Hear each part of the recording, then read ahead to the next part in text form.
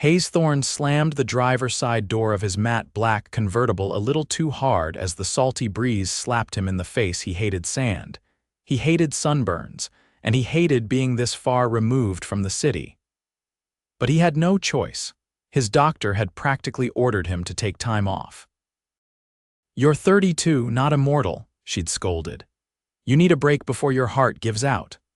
So he'd picked the quietest beach town his assistant could find, Coral Bay, population barely 2,000, and nothing but boardwalks, crab shacks, and antique shops.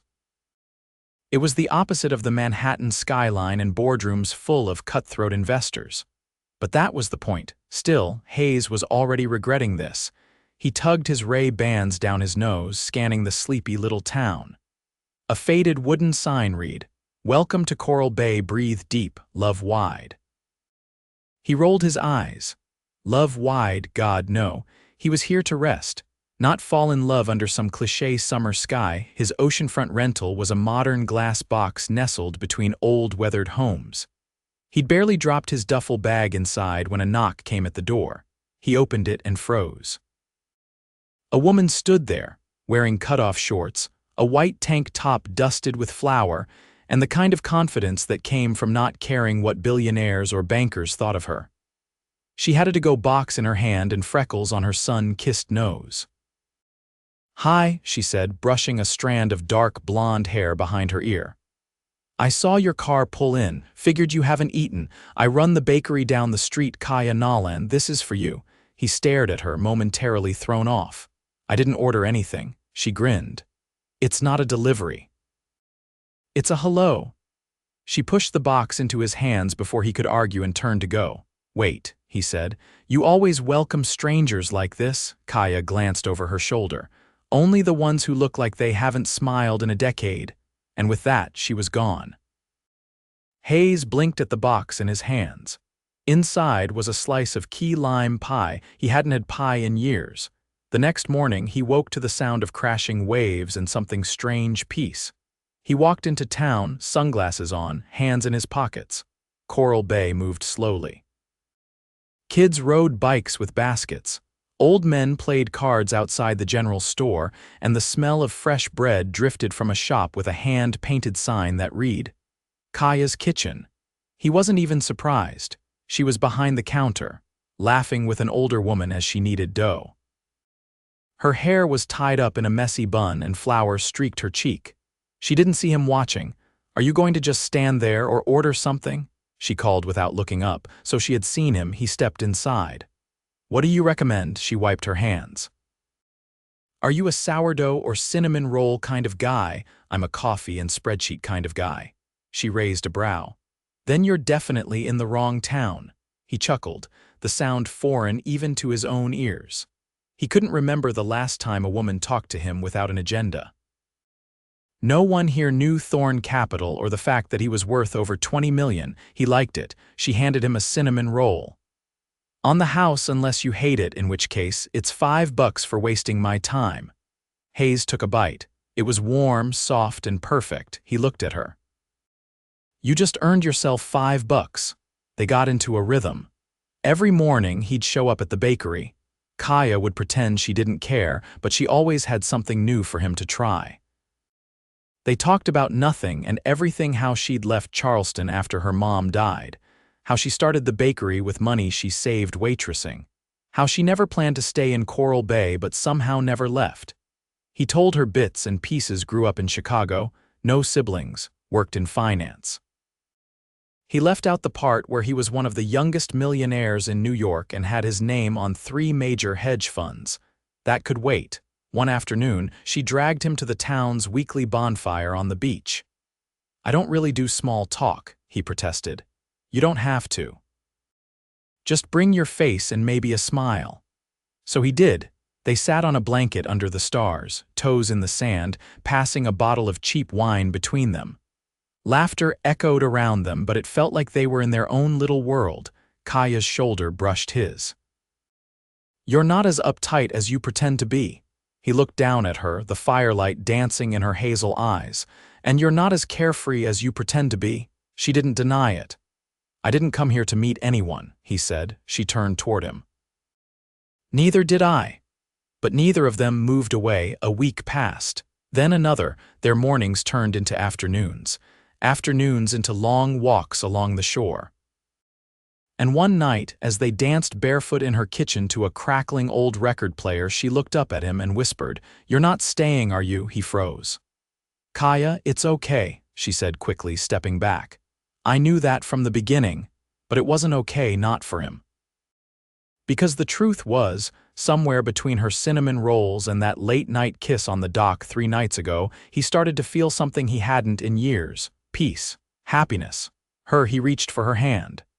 "I didn't plan on staying." "But I didn't plan on you either."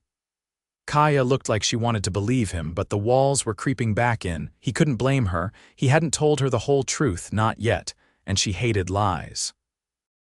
"But how do you tell the woman you're falling for that you're not just some guy passing through? That you own a penthouse in Tribeca, a house in the Hamptons, and enough money to buy half this town? You don't. Not unless you're ready to lose her." But Hayes wasn't ready to lose her, not now. Not when he was pretty sure he'd fallen in love under that damn summer sky. The rain came without warning. It wasn't the soft drizzle that whispered against rooftops, it was a full, crashing downpour that painted the sky gray and sent tourists scrambling from the boardwalk. Hayes stood under the narrow awning outside Kaya's bakery, watching the water rush down the street like a small river, when the door behind him opened. "You're going to get pneumonia just standing there," Kaya said, tugging his arm until he stepped back inside. The bakery was warm, the scent of roasted peaches and brown sugar filling the air, the ovens humming low in the background. "You cook through storms?" Hayes asked, brushing water off his arms. His soaked linen shirt clung to his frame. "I don't stop baking just because the sky's having a tantrum," she said, setting a mixing bowl on the counter. "Besides, storms make the best customers. They linger, they talk, they buy more pie." He leaned against the flour-dusted prep table. "So I'm just another bored customer?" "No, you're the guy who pretends he's just another bored customer," she said without looking up. "There's a difference." He watched her stir something thick and golden in a bowl. She moved with ease, like every motion had been rehearsed 1,000 times. But it wasn't robotic. It was artful, focused. She had flour on her elbow and a streak of honey on her wrist. "You always this blunt with people?" he asked. "Only the ones who stare at me like they've never seen someone use a whisk before." Hayes laughed too loudly. Kaya glanced at him, a flicker of amusement in her eyes. "I've seen a whisk," he said. "Just not in a place like this." Meaning most kitchens I've been in have marble counters, sous chefs, and someone yelling in French. "Sounds exhausting," she said, pouring the batter into a tray. "Here, we yell in southern drawl and only when the pecan pie burns." He watched her slide the tray into the oven. She wiped her hands on a towel and finally met his eyes. "You ever going to tell me what you're really running from?" He stiffened. "Who says I'm running?" Kaya tilted her head, drying her hands. "People don't end up in Coral Bay by accident. They end up here when they've got nowhere else they want to be, or when they're trying to hide." Hayes looked at the rain-splattered window. "Maybe I just needed quiet." "Then why do you look like the noise is still following you?" He didn't answer. She didn't push. Instead, she walked to the old record player in the corner and dropped the needle. A bluesy guitar riff filled the room, low and slow. "You like music?" she asked. "I like silence." "Same thing if you pick the right song," she said, curling onto the window seat with a mug of coffee. "Sit." "You look like you've been standing your whole life." He hesitated, then pulled his wet shirt over his head and tossed it over a stool before sinking into the cushions beside her. She didn't flinch at the bare skin. Didn't gawk at the defined muscle or the ink that crept over his left shoulder. She just sipped her drink and watched the rain. "I had a brother," she said, her voice quieter now. "We used to sit like this during storms. He'd tell me which clouds looked like what. Said if you could name your storm, it wouldn't scare you." Hayes turned to her. "Where is he now?" "Gone," she said. 4 years now, I'm sorry, don't be, he would have hated pity." She paused. "He was always chasing the next horizon, couldn't stay in one place too long. I guess I stayed for both of us." The silence between them stretched not awkward but heavy. "I gave up something once," Hayes said suddenly. "For money, didn't think it would matter, but I've been chasing it ever since and it never feels like enough." Kaya looked at him then, really looked. "What did you give up?" He opened his mouth, then closed it. "That's the part I haven't figured out yet." Her gaze lingered, then dropped to the steam curling from her cup. She didn't press further, and he was grateful. That night the rain didn't let up, neither did the electricity in his chest. They didn't kiss. They didn't need to. Something had already shifted. The next morning the sun returned, bright and unapologetic. Hayes walked into town early, but Kaya wasn't at the bakery. The shop was open, the lights were on, but someone else, a woman in her 60s, stood behind the counter. "She stepped out," the woman said, as if reading his thoughts. "Tide came in heavy last night, probably checking on her boat." "She has a boat?" Hayes asked, surprised. "Old fishing skiff, doesn't go far, but she keeps it running. Says it reminds her of her brother." He walked toward the docks, heart pounding in a way that felt misplaced. But when he reached the water, Kaya was there standing barefoot on the wooden planks, hands on her hips, cursing at a tangled fishing net. "You shouldn't sneak up on people," she said without turning. "You shouldn't curse at things that don't talk back." She turned to face him. "You're early, you're barefoot." She glanced down. "I forgot shoes, sue me." He stepped closer. "You all right?" "Just tired. Storms stir everything up." "Water, memories."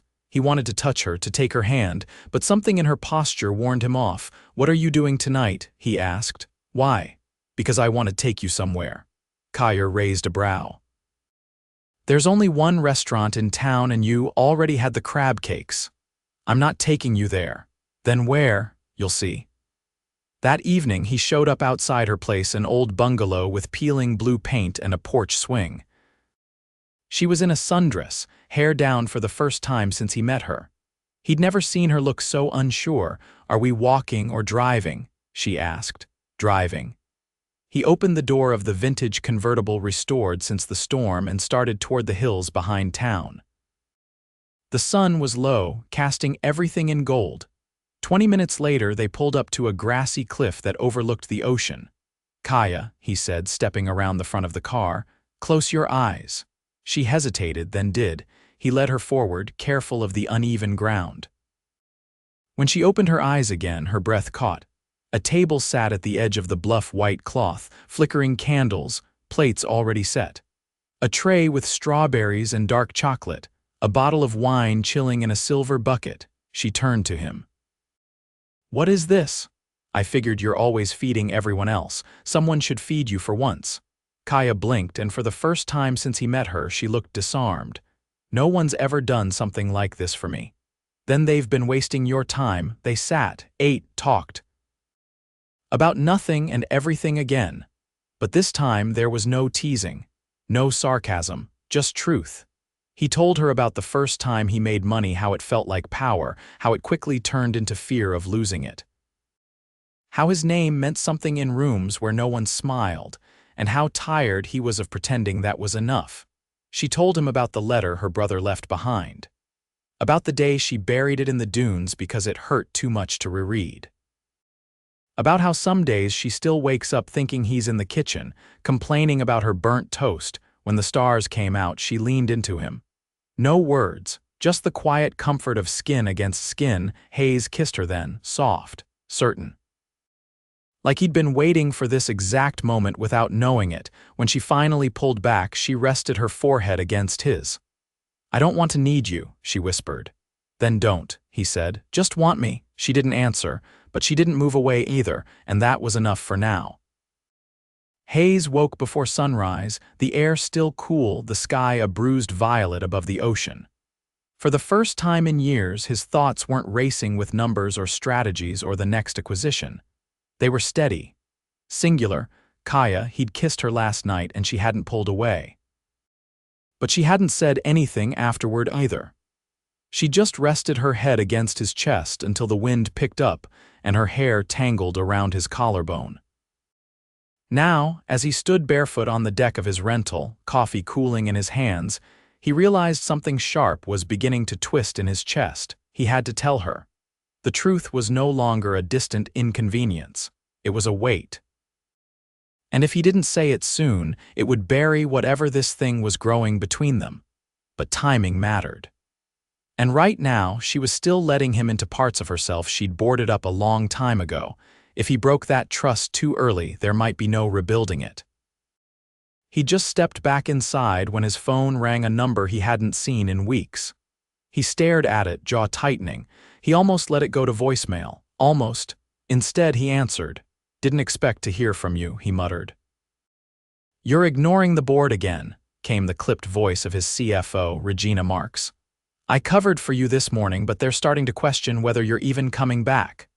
I told you I'd be gone for a month. It's been 2 weeks. 2 weeks too long. The merger with Daxon Group is unraveling without your presence, and your absence is making people nervous. Investors hate uncertainty." Hayes exhaled slowly. "I'm not coming back early," a pause. Then Regina's voice dropped. "Is something going on, Hayes?" He looked out the window at the dunes, the sky beginning to pale with morning light. "Yeah," he said. "Something's going on." When he arrived at Kaya's kitchen an hour later, she was already elbow-deep in a new recipe, sleeves rolled up, a pencil tucked behind one ear. "You're early," she said without looking at him. "Couldn't sleep." She glanced up. "That's new. I need your help." She raised an eyebrow but didn't comment. "With what?" "There's a charity event in Charleston this weekend. My family's foundation sponsors it every year. I usually send a check and skip the schmoozing. But this year, my godmother's insisting I make an appearance." Kaya poured a thick batter into a loaf pan, carefully smoothing the top. "And you want me to come with you?" "I do." She set the pan aside and turned to face him fully. "Why?" Hayes stepped closer. "Because I want you to see my world. Or at least one version of it. And because I think I'll lose my mind if I have to make conversation with old money socialites unless you're there to say something wildly inappropriate and make me laugh. That's a lot of pressure. You're the only person I trust to get me through it." Kaya studied him, unreadable. "What do I wear to something like that?" He hesitated. "Whatever you want, but if you let me, I'd like to take you shopping." "I don't need, I know you don't," he said quickly. "That's not what this is. I just want to do something for you." "Let me?" She looked at him a moment longer, then gave a single nod. "Fine, but if you try to put me in sequins, I'm jumping ship." 2 hours later, they were in Charleston, and Hayes was guiding her through the doors of a boutique that didn't advertise prices and didn't need to. The owner greeted him by name. Kaya stiffened beside him. He leaned down. "You okay?" "I've never been anywhere that smells like money before." He touched her back lightly. "You don't have to prove anything here. You belong exactly as you are." She didn't respond, but her shoulders relaxed slightly. The boutique owner brought out a selection of dresses, fluid silks, tailored lines, colors that would turn heads.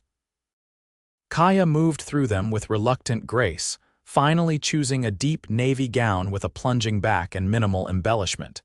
When she stepped out of the dressing room, Hayes nearly forgot how to breathe. She looked devastating. But more than that, she looked like herself, just sharper at the edges. Kaya shifted under his gaze. "Too much," he shook his head. "Too perfect." The night of the event, they drove in silence for the first few minutes. Kaya stared out the window at the city lights. "This is a long way from Coral Bay," she said softly. "Yes," he agreed. "But it's where I learned how to pretend I was invincible." She looked at him. "Are you?" He smiled faintly. "Not even close." The venue was a private estate on the water, lanterns strung between manicured trees, champagne already flowing. As they stepped out of the car, heads began to turn. Hayes felt old instincts kick in measured charm, effortless control. But then Kaya's hand slipped into his, grounding him. Inside, the air buzzed with practiced laughter and polished intentions. People greeted Hayes with warm familiarity, and curious glances slid Kaya's way. "So this is the new face of Thorne Capital?" one woman asked with a sharp smile. Kaya tilted her head. "I'm more cinnamon rolls than capital." The woman blinked, unsure how to respond. Hayes bit back a laugh later as they stood near the terrace. His godmother approached a stately woman with silver hair and eyes that missed nothing. "You didn't tell me you were bringing someone," she said, eyeing Kaya with interest. Hayes slipped an arm around Kaya's waist. "Didn't think I needed permission." His godmother's gaze softened just a bit. "You never brought anyone before." That alone says everything. After she left, Kaya turned to him. "She doesn't like me. She doesn't like anyone, but she respects honesty. You'll be her favorite by dessert." They danced once slow, steady. Kaya's hand rested just above his heart. "You're different here," she said quietly. "I'm trying not to be." She looked up. "Is this who you really are?" The question slipped between his ribs like a blade. He didn't answer, not yet. Back at the hotel, she stood by the window, barefoot, her gown pooled around her ankles. Hayes watched her in the reflection, his chest tight. "I need to tell you something." Kaya turned slowly. "Okay, I haven't been honest, not about who I am, where I come from, what I do." She folded her arms. "Go on." "I started a finance firm when I was 21. By 25, we were managing over $1 billion in assets. I've spent the last decade building something ruthless, something that eats people alive if they let it. And now I'm not sure I can go back to it." Kaya's face didn't change. He stepped forward. "I didn't lie to you, I just kept things quiet. Because I didn't want you to see the version of me that people in my world worship, but I've grown to hate." She studied him in silence. Then she asked, "Did you think I couldn't handle it?" "No, I was afraid if you did, you wouldn't want me." Kaya's eyes flickered. "I don't care how many zeros are in your bank account. I care that you didn't trust me with the truth." "I wanted to, every day." She turned back to the window. For a long time, neither of them spoke. Then, finally, she said, "I need time." He nodded, throat tight. "I'll wait." She looked at him again, and he saw the storm in her eyes. "You better," she said, voice low. "Because if you disappear before I figure this out, I'll come find you, and I'll throw that key lime pie in your face." And despite everything, he laughed. Because somehow, even now, she still had him completely undone. Hayes didn't leave Charleston. Not that night, not the next morning. He booked a second hotel room, sent a message to his team instructing them to delay his return indefinitely, and spent the next 48 hours walking the city alone. Every corner of it reminded him of Kaya, even though she wasn't from there. He saw her in the quiet courtyards blooming with wisteria, in the way the morning light caught on the wrought iron railings of the old balconies. He heard her in the footsteps of waitresses calling out orders, in the clatter of a bakery's back door slamming shut. He didn't call her. She'd said she needed time, and if he'd learned anything in the weeks since he'd stepped off that highway into Coral Bay, it was that Kaya Nolan didn't say things she didn't mean. By the third day, he couldn't take it anymore. He drove back in the middle of the night, headlights carving through mist as he wound his way down the empty highway. The sun was just beginning to rise when he pulled into the gravel lot behind Kaya's bakery. She wasn't there. The shop was closed, the windows dark. He walked the shoreline for hours, waiting for the town to wake up. When he finally saw her, she was standing knee-deep in the water just north of the pier. Her pants rolled up, hair pulled into a knot that looked like she'd forgotten it was even there. She was holding a net, dragging it through the shallows. Hayes stepped toward her, careful not to startle her. She didn't look up. "You're back," she said simply. "I never really left," he replied. She let the net fall into the water. "What do you want, Hayes?" "I want to fix this." She turned to him, the early morning sun catching on the curve of her jaw. "You can't fix what's not broken. You never lied to me outright. You just didn't trust me enough to let me in all the way. I do now." "Then prove it." He pulled something from his pocket and held it out to her, a single, weathered envelope. "What is that?" "It's the letter your brother left you." "The one you buried." Her expression didn't change, but her hands trembled slightly as she took it. "How did you?" I asked.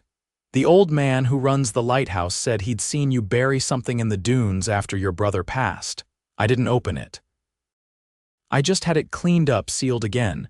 Kaya stared at the envelope. "Why would you do that?" "Because I know what it's like to run from the truth, and I don't want any more." She looked down at the letter, then back at him. This doesn't fix things, Hayes. I know. But maybe it's a start. She was quiet for a long moment. Then she nodded once, tucked the letter into her pocket, and walked past him toward the dunes. She didn't ask him to follow, but he did. They sat in the sand, side by side, the tide whispering behind them. Kaya didn't open the letter. She just held it. You want to know why I stayed in Coral Bay? She asked. He turned to her. Yes, because it was the last place my brother said he felt peace. After years of chasing something he couldn't name, he came here and wrote that it was the first time he'd breathed without feeling like he was drowning. Hayes said nothing. He didn't want to break the moment. I stayed for him, then I stayed for me, and now. She paused. Now I'm wondering if I can keep staying for someone else. He looked at her carefully. Are you saying you want me to stay? I'm saying, I don't want you to leave. He reached over, brushing her hand with his fingertips. Then I won't. Kaya let out a breath that sounded like she'd been holding it for days. I don't need a penthouse or a silk dress, she said quietly. But I do need someone who shows up, not just when it's convenient. When it matters. I'll show up every day, you swear, with every part of me. She turned to him, her eyes clear and unflinching. Then we start from here, no pretending, no half-truths, agreed. They sat in silence, the wind lifting the edge of her shirt, the sand warm beneath them. That night, he took her to the rooftop of his rental, just a flat wooden deck with a couple of weather-beaten chairs and a view of the stars.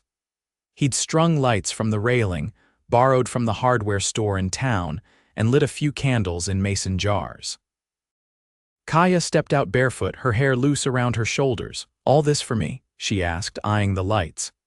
I owed you a sky, she smiled, but it wasn't the teasing kind, it was soft, real. He handed her a small wooden box without saying anything. Inside was a compass. She looked at it, puzzled. Is this antique? 18th century, Hayes said. It belonged to a cartographer who mapped the southern coastline. I found it years ago. It's always pointed true. She ran her thumb over the worn brass. You're giving it to me, he nodded. Because you're the one who finally made me feel like I'm not lost. Kaya closed the box. Then she kissed him, not like the first time, careful, uncertain. This was sure, certain. The next morning they walked hand in hand through town. People noticed. The waitress at the diner gave Kaya a knowing glance. The mayor tipped his hat and said something under his breath that made her laugh. Hayes didn't care. For once, he didn't want to be invisible. He wanted the world to know where his heart stood. Later that week, he sat across from her in the bakery, watching her frost a cake with steady hands. You ever think about expanding? He asked. Kaya glanced at him. Into what? Corporate cupcakes, he leaned forward. No, just maybe a second location, something near the city. Closer to where I'm from, somewhere you can visit when you feel like breathing different air. She studied him. You're serious. I've never been more serious about anything. She set the spatula down slowly. I don't want to lose myself in someone else's world. Then we'll build a new one. Together? Kaya didn't answer right away. Then she walked around the counter, took his hand and pressed it to her chest. This is where I live, she said. If you want to build something with me, it starts here. He pulled her close. Then this is where I'll be. The summer faded, but Hayes didn't leave. He made calls from the bakery's back room, took meetings under the umbrella of a beach cafe, and eventually sold his shares in the company that had made him a millionaire before 30. He didn't miss it, not once. And when the first autumn breeze swept over Coral Bay, Kaya stood on the porch of their newly painted bungalow, a mug in her hand, the compass Hayes had given her hanging near the front door. He stepped outside, wrapped his arms around her, and kissed the top of her head. You still glad I showed up, he murmured. She didn't hesitate. Every damn day. And as the leaves began to turn, casting gold through the trees, Hayes Thorne finally understood what it meant to stop chasing and start living. He hadn't come to Coral Bay looking for love. But under that endless summer sky, he'd found exactly what he was missing. Rain tapped lightly against the window pane of the bungalow. The kind of steady, rhythmic rain that made the whole town feel like it was breathing slower. Kaya stood barefoot in the kitchen, her hands wrapped around a mug of strong black coffee, her gaze fixed on the small wooden compass hanging just beside the door. It swung gently with the breeze that slipped through the cracked window above the sink, the aged brass gleaming in the dim morning light. Behind her, Hayes was on the phone, not the clipped, strategic calls she'd overheard in the early days, but something softer. He spoke in a low tone, pacing as he talked, his words deliberate. When he finally ended the call, he joined her at the window without a word, slipping his arm around her waist. "That was the last one," he said. She leaned into him. "Last what?" "Finalized the sale of my stake in Thorne Capital. It's done." Kaya turned in his arms. "You sure? I've never been more." She studied his face, searching for any trace of regret, but all she saw was clarity, and still she tilted her head. "You're not restless." "I'm building something new, Kaya, with you. Not trying to outrun what I left behind." He kissed her forehead, then reached behind him, pulling a folded piece of paper from the back pocket of his jeans. "Which brings me to this." She raised an eyebrow. "What is that? A proposal?" "Business, not marriage," he added with a grin as she narrowed her eyes. "Not yet." He unfolded it and laid it on the kitchen island. The header read, "Nolan and Thorne Artisan Bakery and Coffee House, Charleston." She blinked. "You're serious?" "I found a property, corner lot. Brick facade, exposed beams inside, big arched windows. Feels like something you'd turn into magic." Kaya traced the edge of the paper with her finger. "You're not asking me to leave Coral Bay." "No, I'm asking you to expand your reach. Let people outside this zip code taste what I did that first morning." She looked up. "I wouldn't trust this with anyone but you," he smiled, brushing a strand of hair behind her ear. "You shouldn't." Kaya nodded once. "Then let's do it." They signed the lease 2 weeks later. Hayes coordinated the logistics, handled permits, and negotiated contracts with a smoothness that made her laugh more than once when he argued over the price of imported tile, with the same intensity he once used to broker mergers. She oversaw the design, the recipes, the hiring. Every square inch of the new space felt like Kaya, warm, inviting, grounded in simplicity but rich with intention. They made decisions in tandem, fought over paint colors, burned a few test batches, and kissed behind the unfinished counter when no one was looking. But it wasn't all seamless. One afternoon, as they stood in the center of the empty storefront, sunlight streaming through the tall windows, Kaya crossed her arms. "I don't want this to swallow us." Hayes looked up from the plans. "It won't." "You say that like you're sure." "I am. Because we're not building this to prove anything. We're building it because it gives us joy." She nodded slowly. "If it ever stops feeling like ours, I want a way out, no fights, no guilt." He stepped toward her, cupping her face gently. "Then we tear it down together." "But we won't need to." Autumn melted into winter, and the bakery opened to a line around the block. Word spread quickly, not just because of the food, but because people could feel something rare in the space. A kind of quiet magic between the warmth of the espresso and the way Kaya greeted regulars by name. Hayes worked the register some mornings, still learning how to make a decent cappuccino, but charming the crowd with his dry wit and surprisingly good memory for faces. They built a rhythm. Friday nights were reserved for wine and vinyl records back in Coral Bay. Sundays they spent at the Charleston shop, tasting new seasonal items. Wednesdays were for beach walks, no phones allowed. But there was still something Hayes hadn't said, a thought that had lived in the back of his mind for months now, growing louder. One evening, he found her outside the bungalow, sitting on the porch swing, wrapped in a throw blanket, a book balanced on her knees.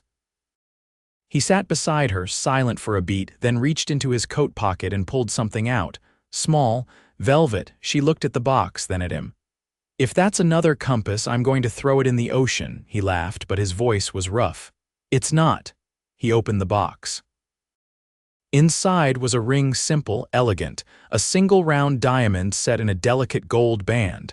Nothing flashy, nothing loud, just timeless. "I didn't fall in love with you because you're brilliant in the kitchen or because you made me laugh when I didn't remember how." I fell in love with you because you saw straight through me and stayed. You gave me a place to land when I didn't even know I was falling." Kaya's eyes glistened. He continued, voice steady now.